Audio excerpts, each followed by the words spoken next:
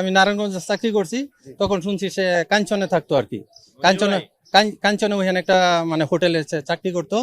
তারা দুই ভাই, তার বাপ মা আছে, দুই বোন। এখন মানে আমি তো নারায়ণগঞ্জ থেকে 4 মাস হচ্ছে ঢাকা চলে আসছি। এখন আমি ডিউটিরত অবস্থায় আমি শুনতে পেলাম বাড়ি থেকে আমার ফোন দিল যে পল্টন থানার ওসি স্যার নাকি বাড়িতে ফোন দিয়ে জানাইছে এর এনআইডি নাম্বার পাওয়া গেছে এবং এর ঠিকানা সবকিছু পাওয়া গেছে, এর 2টা হাত পাওয়া গেছে। পরে এই সংবাদ শুনে পরে আমি তাড়াতাড়ি ডিউটি থেকে আসছি আর কি, আমার অফিসার নলেজ দিয়া আসছি আর কি, এটা জানার জন্য। কিন্তু এখন তো বডি পাওয়া যায় না, বডি তো এখনো পাওয়া যায় নাই। কিন্তু স্যারের সাথে কথা বললাম, ওরা যারা গোয়েন্দা সংস্থার লোকজন আছে, আমাদের অফিসার আছে, সিনিয়র অফিসার, এরা কাজ করতেছে। এখন এটা তদন্ত সাপেক্ষে এটা সঠিক তদন্ত বাড়বে আর কি। সিলন টি রপ্তানিতে শীর্ষে।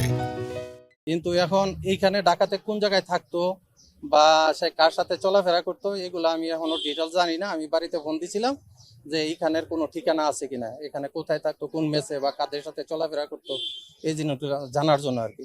কিন্তু এখন আমি এই সঠিক তথ্যটা বাড়ি থেকে এখনো পাই নাই। যদি পাই তাহলে হয়তো এটা বলতে পারবো আর কি। উনি কি করতো ওই যে কাঞ্চনে আমি জানতাম যে একটা হোটেলে কাজ করতো, হোটেল বয়ের। কিন্তু ঢাকাতে আসছে যে এটা আমি জানি না। কিন্তু এখন ঢাকাতে আসা কি করতো তাও আমি জানি না।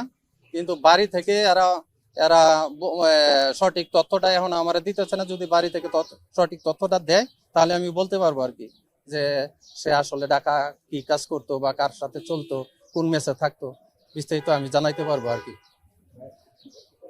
আপনার মানে আপনার আত্মীয় আমার আমার সম্পর্কে চাস্তো ভাইয়ের ছেলে, আমার চাস্তো ভাইয়ের নাম হচ্ছে আব্দুল হামিদ মিয়া। ওনার দুই ছেলের মাঝে ও হচ্ছে বড় আর কি।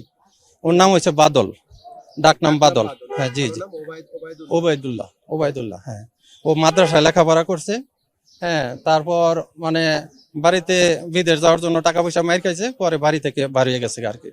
বাড়িয়া মানে কাঞ্চনে এক হোটেলে চাকরি করতো, এটা আমি জানি আর কি। হ্যাঁ, রূপগঞ্জ কাঞ্চন 300 ফিটে।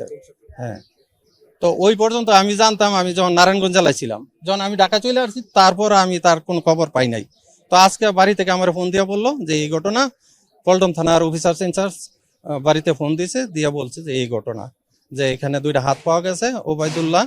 হ্যাঁ, পরে আমি শুনে আসলাম, আসার পরে স্যারের সাথে সাক্ষাৎ করলাম, কথা বললাম। স্যারে বললো যে আমরা তদন্ত করে দেখতেছি। হ্যাঁ, এখন তো বডি পাওয়া যাচ্ছে না এখনো, তো পরবর্তী সময় জানতে পারবো। আর এইখানে কার সাথে থাকতো, কোন হোটেলে থাকতো, কি কাজ করতো, এটা আমি এখনো সঠিক জানি না। বাড়ি থেকেও এরা এখনো সঠিক ইনফরমেশন আমার দেয় নাই। যদি দেয় তাহলে আমি বলতে পারবো আর কি জিনিসটা।